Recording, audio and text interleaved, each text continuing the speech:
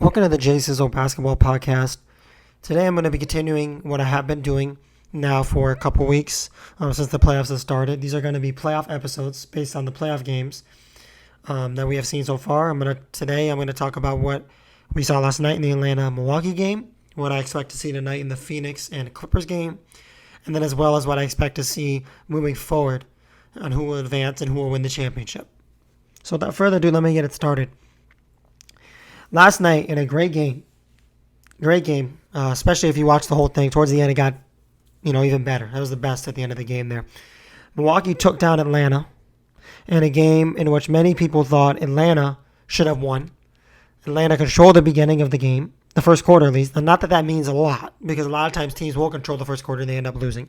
But they controlled the first quarter so well, and then ended up losing that game, 113 to 102. They had nobody to close out at the end of the game because of Trae Young's ankle. In case you didn't know, Trae Young stepped on the referee, tweaked his ankle a little bit. He had an MRI today. He's questionable for tomorrow's game. So that's not a great sign. And when Trae Young got that ankle injury, tweaked it, you could tell he wasn't 100% at the end of that game. In the last 6 minutes of that game, he wasn't 100%. So they needed to find another scoring option, Atlanta, a go-to scoring option. And they were not able to find a number two option because John Collins, as great as a player as he is, he's not really a number two option. He's more of a number three option on a championship team, in my opinion. He doesn't have a good enough jump shot yet to be a number two option. And he forces too many shots sometimes. And then also you have Bogdanovic, who played poorly last night. He shot 3 of 16. Herter didn't do much last night. Lou Will didn't do much last night. Right? Gallinari played well.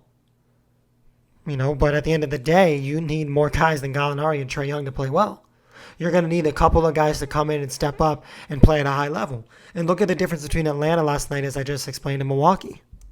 Milwaukee has those closers, as you saw with Middleton last night, who had over 20 points in the fourth and hit every big shot, that he needed to hit down the stretch. Giannis had a couple big post fades, too. But look at Milwaukee, and you even have Drew Holiday. Milwaukee has 3 guys that can hit big shots at the end of the game and, close out games. The Hawks have 1. That's really the biggest difference between these two teams in this series. Yeah, the Bucks have Giannis is a better player than Trae Young, and Middleton's a better player than the second best player on the Hawks, which is John Collins. But the biggest difference is that they have closers and the Hawks don't, and they have more experience and the Hawks don't have any experience. The Hawks play 2 teams to get to where they are now that are 2 solid teams in the Knicks and Philly. Not taking any credit away from the Hawks. The Hawks are a very good team, but they play 2 teams that don't have closers really either. Randall hasn't been to the playoffs before, right? And then Embiid, it's kind of hard to have a center as your closer. So then you need to go to a guy like Tobias Harris or Simmons, and those 2 guys don't close well. So you play 2 teams where if you're the Hawks, you had 1 closer and they didn't. Now you're playing a team that has 3 closers. So it's going to be a little bit tougher, and that has more experience too. That's what's the biggest negative thing, I think, in this series against the Hawks. They just don't have what it takes to get over the hump, to get over the edge like they did in the first 2 series. It's a mismatch for them, in my opinion. Middleton absolutely killed them last night. Nope, not one guy on that team could guard Middleton all night. And as great as Middleton is, a guy should not be going for 20-plus in the fourth quarter. Unless it's Steph Curry or Kevin Durant. That's about it. Guy went for 20-plus in the fourth quarter. There's nothing to take away from Middleton, who is a star player, no doubt, and is, if he keeps playing like this, he'll reach superstar level. Very underrated player. Probably top 20 in the league, in my opinion.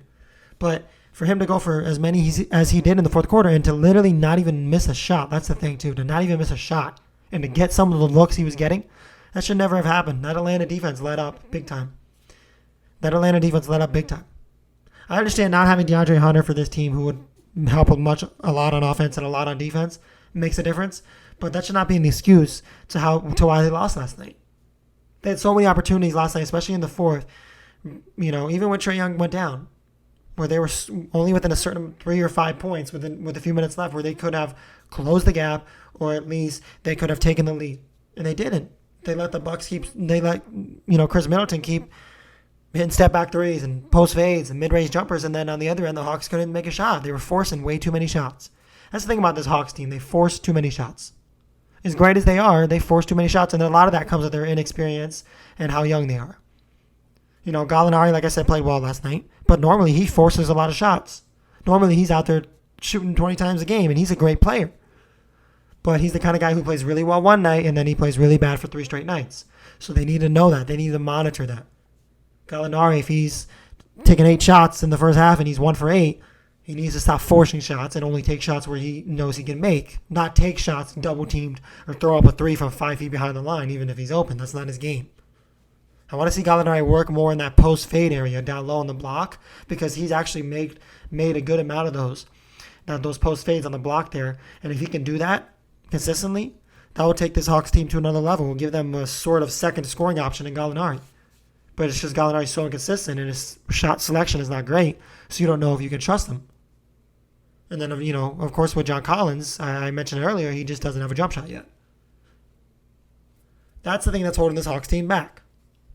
Trae Young is the only guy that can close on this team, and especially when you look at a night like last night where Trae Young went down and got hurt and wasn't 100% at the end of the game, then they need someone else to step in and close the game, and they couldn't do that. I knew Milwaukee was going to win right when Trae Young went down. Because when Trae Young went down, it was pretty much Milwaukee playing as well as they were against a team with a bunch of guys who have never really closed a game before, who aren't really closers. They're great players, no disrespect, but they're not closers, and Milwaukee has closers. In the playoffs, when you get to playoff basketball, that's why they talk about veterans, how important they are. That's why they talk about how important experience is and how important having closers are, too. I think that was an issue with the Miami Heat, this year. As bad as the Heat played against the Bucks, the Heat didn't have any closers in the playoffs against Milwaukee, and they didn't have any closers all year this year. Butler's great, and Butler's shown an ability to close, but not consistently. And, to transition it back to Atlanta, you have Trae Young who can close. But when Trae Young goes down, who else can close? Nobody. Milwaukee has 3 guys that can close. So if somebody's not playing well or somebody's not closing well, another guy moves. And then if that guy's not closing well, another guy can close. And it's very highly unlikely that all 3 guys from Milwaukee, Drew Holiday, Middleton, and Giannis, are not going to close well in the fourth quarter. That's highly unlikely that it's going to happen to every single one of them. If the Bucks continue to play like this, and Middleton continues to play the way he played last night, 38 points, the Bucks will win the championship. And then Giannis gives you his 30 and 10 every night, and Holiday gives you, I know Holiday didn't play great last night, but Holiday gives you his normal 18 and 8 a night with his defensive effort. Nobody's going to beat this Bucks team. Nobody's going to beat this Bucks team. Phoenix and Milwaukee would be a very interesting series, and I think it will go 7, but I don't see how Phoenix could beat this team if Milwaukee plays like this. You know what team Milwaukee kind of looks like and reminds me of right now? And Nick Wright mentioned it earlier today on TV this morning. He said it kind of reminds him of the 2000 and 2001 Los Angeles Lakers. I want you to think about it like this. Is Giannis as good as Shaq? Was Giannis as good as Shaq was that year? No. Is Middleton as good as Kobe was that year? No. But Middleton and Giannis are kind of like Kobe and Shaq in a way. Because Middleton is a pure scorer like Kobe. He can shoot from anywhere on the floor. His mid-range shot is his best shot. His post-fade shot is probably his second best shot. His ability to get to the rim is solid. And he can shoot the 3-ball like Kobe. And he can play defense like Kobe. And he can play make like Kobe. Giannis can drop 30 and just literally have all 30 points in the paint like Shaq. And will get more than 10 rebounds every night. 10 minimum. A lot of nights 15. And can lock you up on the defensive end like Shaq too. Then you have Drew Holiday. He's kind of like your Derek Fisher. He's like the kind of guy who does a little bit of everything. But is primarily a defensive player and a playmaker first. And then he's an offensive player who can shoot the ball well, who's got a great mid-range shot, but he plays the offensive game super efficient. He doesn't take a lot of bad shots, and he never turns it over. It's kind of like that Lakers team, in a way. Because they have the same kind of blueprint as the Lakers team. Giannis and Middleton, if Middleton's playing this well, Giannis and Middleton are impossible to stop. Giannis is going to give you 30 and 10 minimum every night, no matter what happens. No matter what they do, he's going to give you 30 and 10 every night. Middleton, on the other hand, is going to give you 25 plus every night. No matter what happens. And it's pretty rare for Middleton to have a rough shooting night. And Middleton's shown an ability to be clutch too. He's shown an ability to hit big shots in big moments. And that's another thing that Kobe perfected in his career. Yes, Middleton, again, is not as good as Kobe, and Shaq, or Giannis is not as good as Shaq. Giannis can get, as crazy as it's going to sound, Giannis can get to that level. I know they're different positions, but Giannis can get to that level when he retires, if he keeps playing this way and he can get a couple rings and a couple more MVPs and continue what he's doing already, he can get to that level. But Middleton will never get to Kobe's level But you have to think of it like this. Their games are kind of similar in a way. Shaq is the kind of guy, like Giannis, he's going to body you down low all game for 3.5 quarters. And then when it comes down to 5 minutes, Giannis gives the ball to Middleton, and he lets Middleton do his thing in isolation, just like Shaq would give the ball to Kobe, or Derek Fisher would give the ball to Kobe, who would be Drew Holiday in this situation, would give the ball to Kobe, right? And then the Bucks are giving the ball to Middleton, and then they just say, hey, Middleton, take the game over, right? Because Middleton's their closer, like Kobe was the closer for the Lakers. So they really are. That was a great point by Nick Wright, and it really made me think, and I was like, wow, Nick Wright really hit it on the money here, because he mentioned the same thing I mentioned. Yes, they're not as good as Kobe and Shaq, but they play similar. And the blueprint that the Bucks have built is kind of similar to that team. You have Horace Grant, too. I wouldn't necessarily 100% compare him to Brook Lopez, but in a way, he's kind of like a Brook Lopez. Not in the way their games play, but in the role he plays for that Lakers team compared to the role that Brook Lopez plays for this Bucks team. He's the kind of guy who some nights he's going to go off, and other nights he's not going to do much. But every night he's going to bring it to you on the boards and on the defensive end, just like Brook Lopez does. So every night he's going to be a presence, and he's going to affect the other team's big man because of how good he is defensively.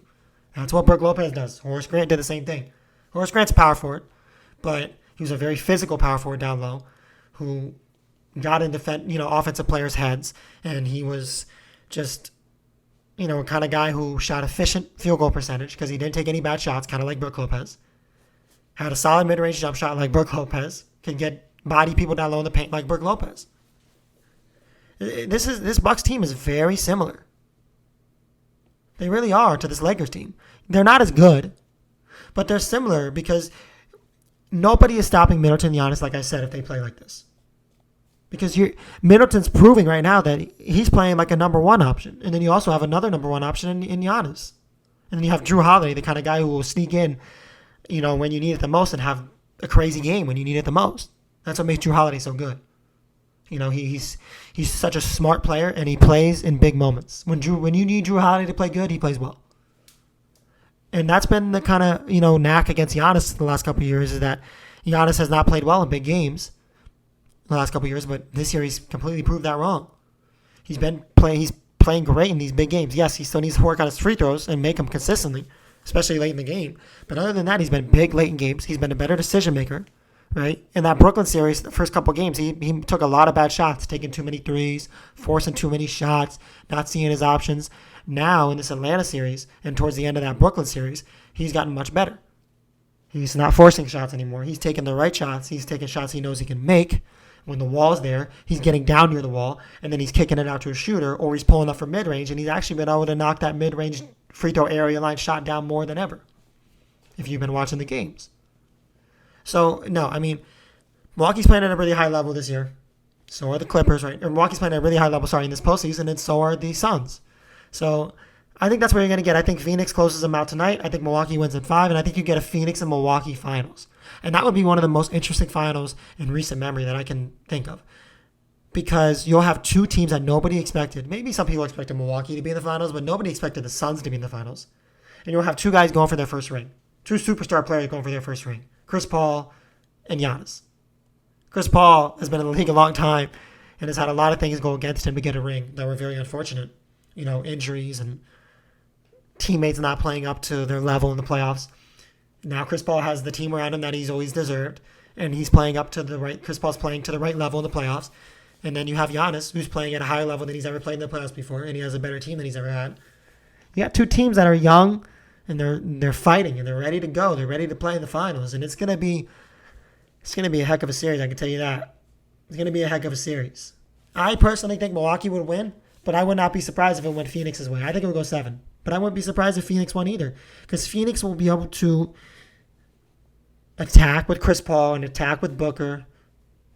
But the one thing Phoenix might not be able to do if they play Milwaukee that they have been able to do against the Clippers and they were able to do as well against the Nuggets, they may not be able to attack that well down low with Ayton.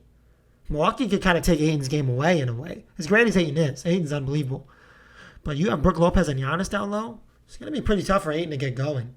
I don't think Ayton will average anything more than 14 a game against that team, against Milwaukee if he gets to the finals. He's not going to average like 20 plus like what he's averaging now against the Clippers, or 18 what he averaged against the Nuggets. And then in the series against the Lakers, he averaged around 20, or a little less. He's not going to average that many against Milwaukee. He'll average 14 or 15, I think. Probably 14. And that's not a knock against him. It's just that Milwaukee is so good down low defensively, and they have two guys who are all NBA defensive players. One guy who won Defensive Player of the Year last year.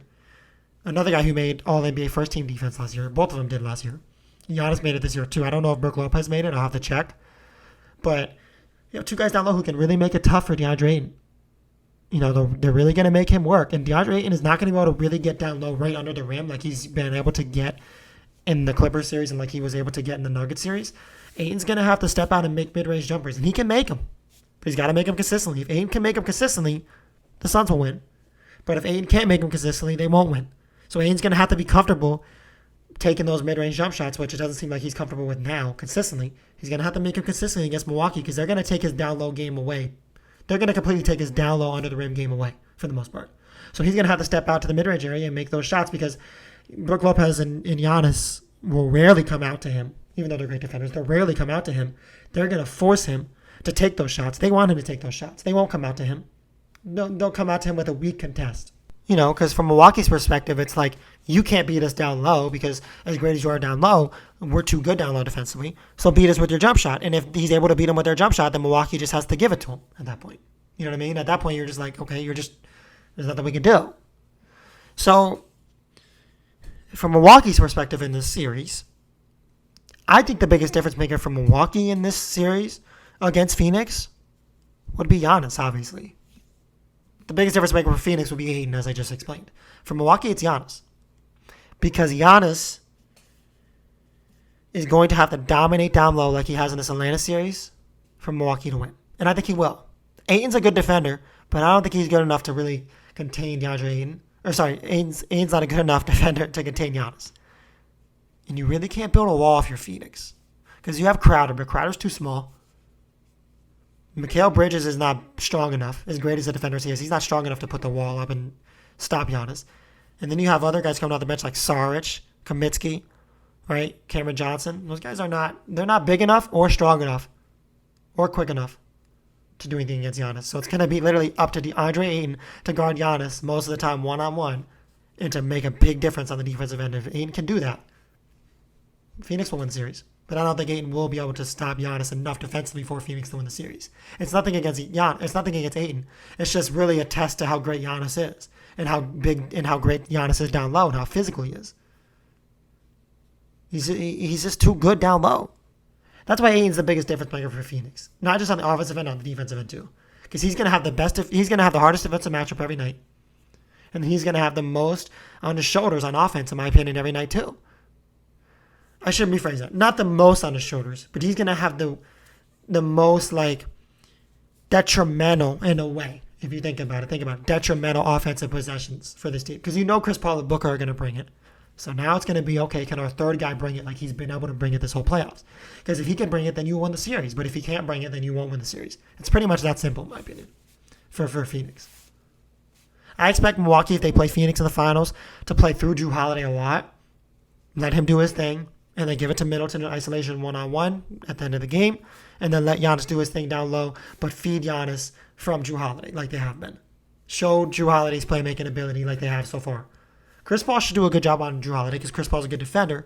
But Jrue Holiday's also got good footwork. He moves around screens a lot. And you could get a lot of switches where you see Booker on Jrue Holiday. And you could see the same type of thing you've seen with Trae Young on Jrue Holiday, where Jrue Holiday exposes him on that end of the floor because Booker's not a great defender.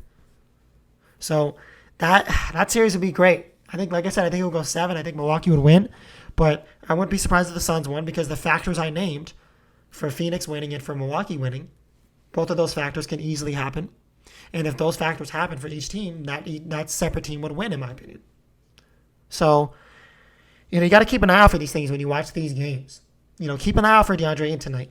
See how well DeAndre Ayton plays against this Clippers team because they can't contain him. But then go tomorrow and watch the game.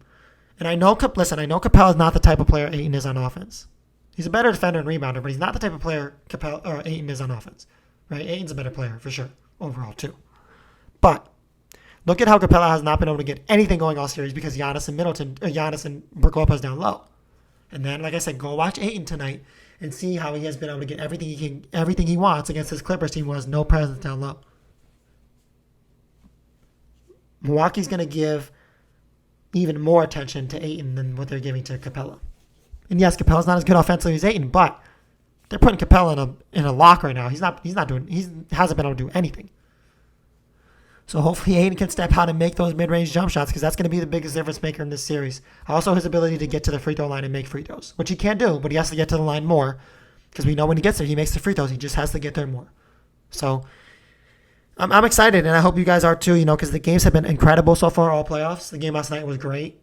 You got Phoenix and the Clippers tonight, just so you guys know, and then you'll have Milwaukee and Atlanta again the next night.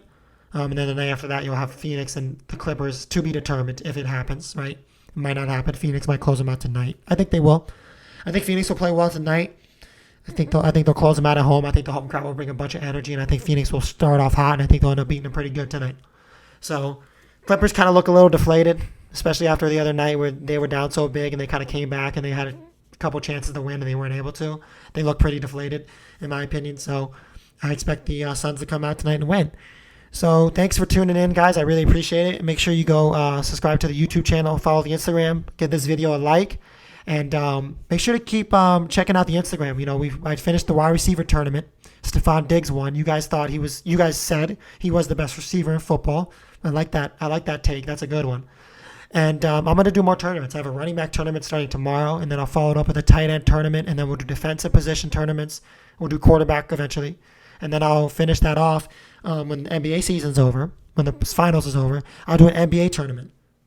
I'll even let you guys rank the top 100 players or top 50 players in the world. I'll do which player is the best at this position, and then I'll also do what team do you guys think will win it all next year. So we'll do a lot of different polls and a lot of different fun things for you guys to get involved in.